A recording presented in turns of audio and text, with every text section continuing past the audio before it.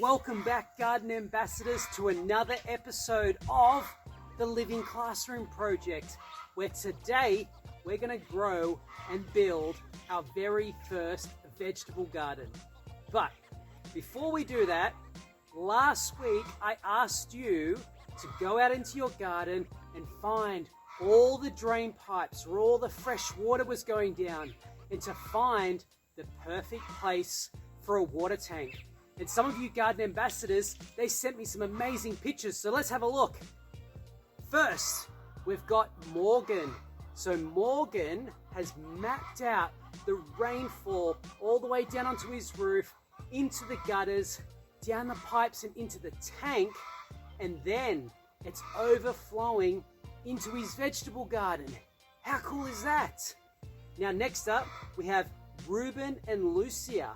They're twins, and they've gone around their house and look at them, they're going around searching for all the different drain pipes that they didn't know were there.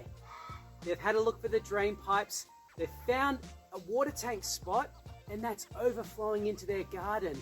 And on their map, you can see it's really, really colorful. They've marked out the sunrise, the sunset, where the water's flowing. They've got a little vegetable garden area, they've got a little chook pen. Awesome work, guys. If you have any photos that you want to send to us, just send them to us on Facebook, Instagram, or email and get your parents to send them. Okay, let's get into the first lesson. Okay, so you've all done a very fantastic job of mapping out your garden. Probably a lot better than my map right here, but it doesn't matter whose is the best. All that matters is that we all had a go at doing it. So now, we want to make sure that the sun, the land, the wind, what's the last one? The water. We want to make sure that they're all on our map, because we're going to start to see how they all intersect, and nature is going to tell us where it wants the garden. So, the first one, let's have a look. Let's have a look at the land. Well, I went around and I found out that the land was really steep down the back. And then in the middle, it's really quite flat. And then at the front, it's just a gentle slope. So I'm going to say that the back area is too steep. So I want to work with this area up here. Now the next one, the sun. Well, I found that the sun rises right here, and it sets right over there, and it travels along the northern side of my house, along the front. And what I noticed was in the back area, it gets very shady. So even though it's nice and flat in the middle, there was too much shade. It might be good for a herb garden, but not so much a vegetable garden, but I'll keep that in mind. So we're kind of looking at this area now. Okay, well, when I had a look at where the wind was coming from, I noticed that there was a really, really big wind. It's a little bit windy today, coming from that corner and down past the house. And it was very windy, and I don't think any vegetable gardens and all my vegetables would like that much. So I'm going to say that's a no-go zone as well. Now the final one, the water. Well, I had a look around for all my drain pipes, and I found that all the drain pipes were going into a water tank right there, and the water was traveling this way. So I'm going to have free water. So the interesting thing is, you can start to see that the best place to put my vegetable garden is somewhere in this top corner. And I think it's really beautiful that nature is telling us where it wants to put a garden. Now, if I want to put a vegetable garden in, I want to start closer to the house, because it's easier for me to keep an eye on it, to go out there and water it, to leave the house and then go straight into the garden. I don't want to have to walk all the way to the other side each and every time. I want to start close. Now we call that Zone 1. It's very close to the house. But we can talk more about that later. But for now, we've got ourselves a vegetable garden to build. Let's go! Okay, X marks the spot, and here we are on our front lawn, ready to dig a vegetable bed. But we're not going to do just any old vegetable bed. We are going to be digging a no-dig vegetable bed. But didn't I just say digging? Well, we're going to dig this vegetable bed, and then after that, you never have to dig ever again. No hard work trying to aerate the soil and flip it upside down and do all sorts of crazy stuff. The only thing we'll need to do is give it a little feed about once or twice a year. But if we have a no-dig vegetable bed, how are we going to put it on this front lawn? Which angle are we going to put it at? Is it going to go downhill? Is it going to go uphill? Or what if I said that there was an invisible line in nature that's not uphill, it's not downhill, but it's directly across the hill? And not only does it grow vegetables, but it has some other very special techniques, powers, and abilities. What if I said that if we go across the hill, we can catch rainwater that's coming down the hill. We can catch nutrients and minerals that are going to get washed away or blown away down the hill. Or what if I said that it could actually prevent flooding, and it could also withstand droughts? If we have a slope coming down the hill like this, all the water is going to wash off down the hill. It's going to steal all our nutrients. It's going to cause erosion, and we're going to lose lots of topsoil. Where does that topsoil go? It actually goes out onto the street, down the drain, into the river, out into the ocean, never to be seen again. So we want to hold on to all those nutrients, as many as possible, before they get washed away. And we're going to teach you a special technique on how to do that. What we're going to do is we're going to find that invisible line. And that invisible line is called a contour. How do we find contour? Well, just one second. We are going to use an A-frame. Now, an A-frame has been used by ancient civilizations all over the world to build pyramids, to build temples, to build sacred sites. It's an amazingly simple tool made of 1, 2, 3, 4 pieces of wood, 1 piece of string, and a weight at the bottom called a plumb bob, but you can just use a rock. And what this contraption does is I've got a little mark in the middle, and when the string is directly in the middle, it's telling me that this leg and that leg are the same height. Okay, should I show you how it works? Let's do it. Okay, so are you ready? Well, I want to use my A-frame to find the invisible line starting from that point right there. And what I'm going to do is I'm going to get my A-frame and I'm going to put it on that point. Now, you may not be able to see it, but my marker on the A-frame is right there, and the string is way off. It's telling me that I've come too far down the hill. But if I keep that leg there and I pivot it up the hill to try and get back to the level, it's telling me I've come too far now. So I have to find the middle point, the little sweet spot, and come down just a little bit. Bang! Right on the line. So what I'm going to do, I'm going to take a stick and I'm going to stick it in the ground right there.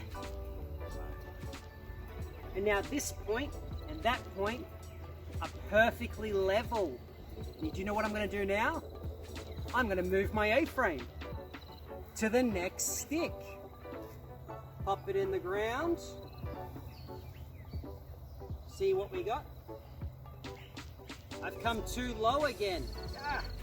Let's come up a bit. Spot on, right there. Grab another stick. Stick that one in the ground. Grab another stick again. Moving along. All right. Spot on. Now I could keep going on forever and ever, but I won't. I'm just going to do a little section just to get me started. For your first Garden Ambassador Challenge is I want you to build an A-frame. You can make it out of paddle pop sticks with a bit of blue tack and some string and a rock, or you can use some sticks and tie them all together, or you can find some bamboo poles, or you can get a couple of pieces of wood. And with your parents, you guys can build an A-frame together. So that's your first Garden Ambassador Challenge, is to build yourself an A-frame. Doesn't matter how big or how small, but send us a photo and make sure your parents send it in to us so we can show it in the next episode.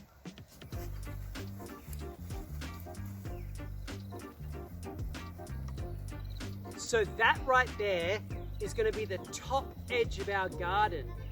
Now what we want to do is we want to dig out the pathways and take all this good soil from the pathways and put them into the vegetable bed. And then later on we're going to fill the pathway with wood chips. Okay, so what tools are we going to need? Well, I got my spoon blade. I call it a spade because it's like a spoon with a little blade on the end. And this is going to be perfect for digging out our pathways to build up our soil. Absolutely imperative tool to have. Next one.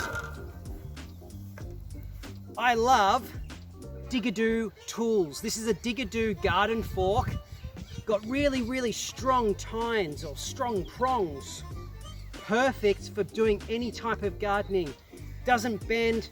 It's really sturdy and perfect. Because I find my other gardening forks, like this one, look, it's always bent. I always bend one of them and it always rusts right here, and then this ends up falling off.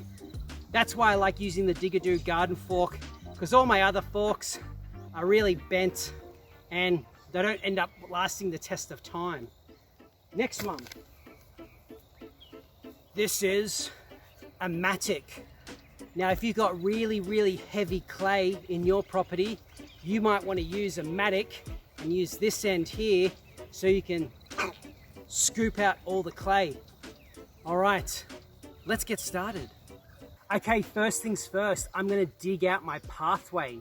And the pathway is going to be on the top side of our contour line. And that's going to be what captures all the water, all the minerals, stops erosion, prevents droughts and floods. Trust me, we'll talk about it in another episode, but for now, let's get digging.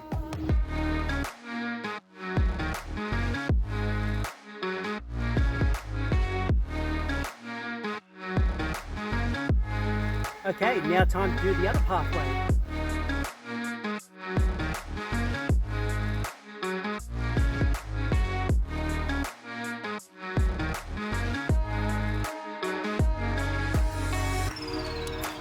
Okay, so that's the hard stuff done with our spoon blade. Now it's time to get out our garden fork. This is the Digadoo one. And what we want to do is we want to start breaking up all of these clumps, all of these clods of soil, and get as much grass out of it as we can. Because the last thing we want is grass all through our vegetable garden.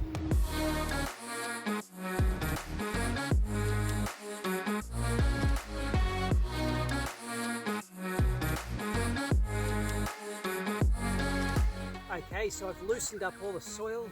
The pathways have been dug out. I can take a little bit more and pop that on top.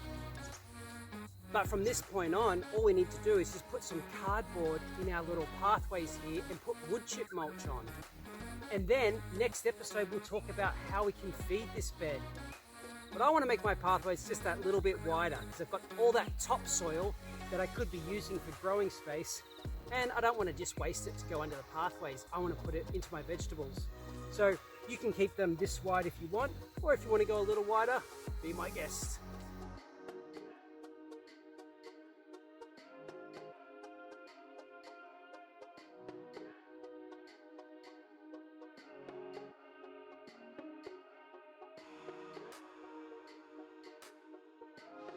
So now it's time to get some cardboard and start cardboarding all of these pathways out so I can put some mulch in there.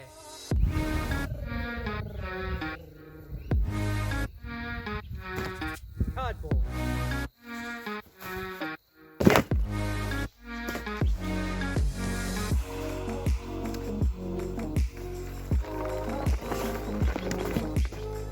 Okay, time to get some wood chip mulch.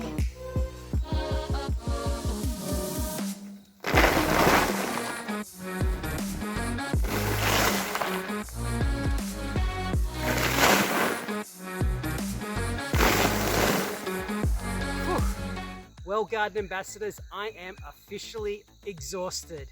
We've dug out our contour pathways, excavated the soil, and made some contour veggie beds. Now you may notice that we put the cardboard down and I've got some of these flaps sticking up. It'll all make sense in the next episode because I'm going to teach you all the products that you can use to feed this garden, and you only need to do it once, maybe twice a year, and that's the only hard work you need to do. Put some stuff in it and leave it and let the soil food web do the rest. I think that's incredible. But if you want to get started now, what I recommend you do is you put some minerals on this soil and then cover it with sugarcane mulch or just normal straw mulch. And you can use all different types of minerals, but the ones that we use, these are the guys from Nutritech Solutions. They have Life Force Gold. It has every single mineral in it and the microorganisms required to transfer those minerals to your plants. So if you're looking for the minerals that you need for your garden straight away, I definitely go with this. But next episode, we're going to talk about all the layers that we're going to put onto this to make it absolutely incredible. And I'll show you some examples. It's phenomenal. So garden ambassadors, your challenge is to make yourself an A-frame and maybe even mark out a little contour. And if you want, you can start digging those pathways out and making your first vegetable bed. I can't wait to see you next episode. It's going to be so much fun. We're going to be adding minerals and layers and worm lasagna. It's going to be incredible. All right, guys. See you next episode. Bye.